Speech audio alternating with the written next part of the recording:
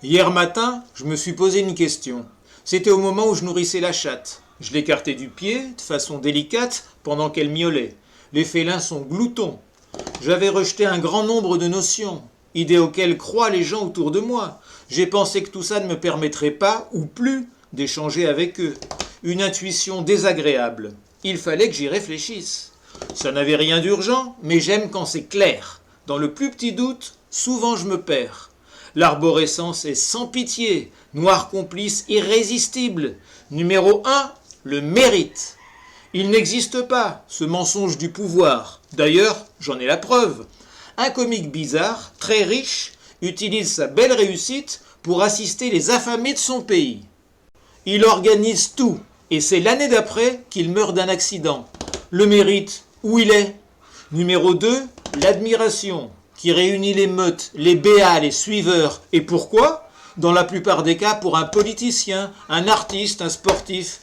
Quel étrange besoin! Sait-on ce qu'on admire? C'est le mal parfois, et on ne s'en rend pas compte. Laissons tomber. Numéro 3, la fierté.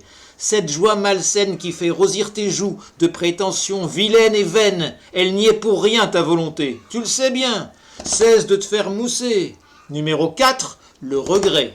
Marque du piège qui nous pousse à virevolter sur le manège du destin. Une chose devait arriver, celle-ci, pas une autre. La boule a roulé et tout est terminé. Le passé est passé. Numéro 5, le libre arbitre des curés.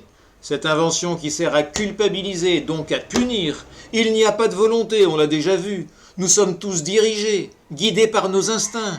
Il vaut mieux l'accepter, seul moyen de sentir un brin de liberté. Numéro 6, le talent, qui n'est que travail, répétition, effort. Ne délire pas trop. Le père de Mozart enseignait le piano. On doit le polir, son talent, vaille que vaille. Numéro 7, le sport, qu'il faudrait interdire, comme toutes les formes de compétition. La compétition mène à la domination. Par cette éducation, on doit tout reconstruire.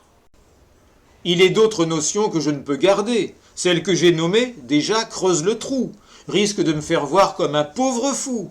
Cette différence, je dois m'en arranger, la gérer, selon l'expression. Pas très facile, dans ce monde où chacun pratique l'objection comme un combat. On a raison à sa façon, plus ou moins. Échangeons, restons calmes, civils. L'un des contre-arguments m'a toujours fait sourire. Le rejet de l'admiration, de la fierté, du sport éteindrait chez l'humain toute gaieté, toute initiative. La vie deviendrait pire.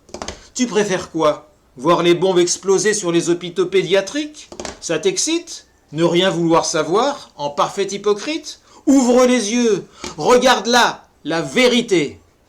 Tu trouves mes mots durs, ma parole pénible, et je n'y suis pour rien. Je te dis ce qui est, dans ce monde, ici-bas, je ne fais pas exprès. Reste donc détendu, tu n'as rien d'une cible. Je m'égare, encore un coup de l'arborescence, mais je sais très bien ce que je veux expliquer. Je suis effrayé de devoir m'emprisonner moi-même, tout seul, de produire ce silence. Et j'ai tort de m'en faire, puisque j'ai raison. Certains pensent comme moi, de façon discrète. On peut dissimuler de manière secrète ses opinions, les cacher en bas, tout au fond. Je n'apprécie pas les groupes, les comités, les bandes, l'effet de meute nous pousse au mal. L'histoire nous l'a montré. Nos idées sont sales, pernicieuses, dès qu'on commence à les brasser. Une autre observation? Cet encouragement disparaîtrait sans les bravos, l'admiration. Elles ont tant de valeur, ces acclamations? Sans elles, on cesserait tout, en vrai feignant? On arrêterait d'inventer, de progresser? Sans la bête fierté, on ne ferait plus rien? Non, nous sommes tout de même un peu plus malins, et l'instinct nous pousse toujours à avancer. Assez fréquemment, il m'arrive de me taire en face des autres. Je suis le neurologue qui m'a interdit tout débat dans les dialogues. Il ne faut pas que la WC me jette à terre, comme il l'a déjà fait. Je dois rester prudent. Je connais mes limites.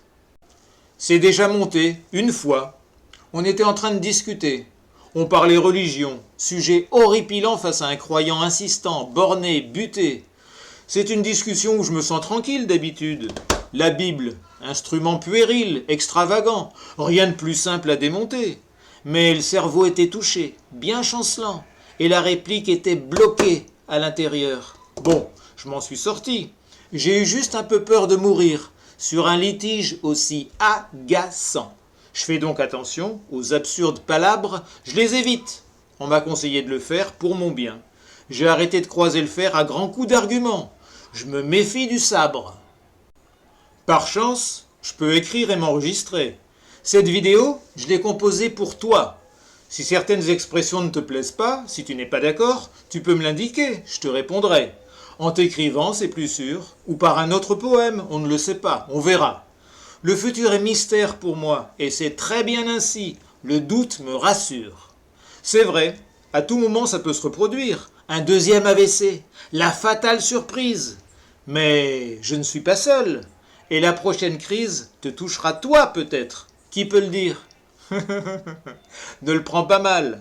C'est juste pour expliquer qu'on ne sait rien de rien, que nous sommes pareils, que la lumière n'est pas que dans le soleil, qu'il ne nous reste plus maintenant qu'à aimer.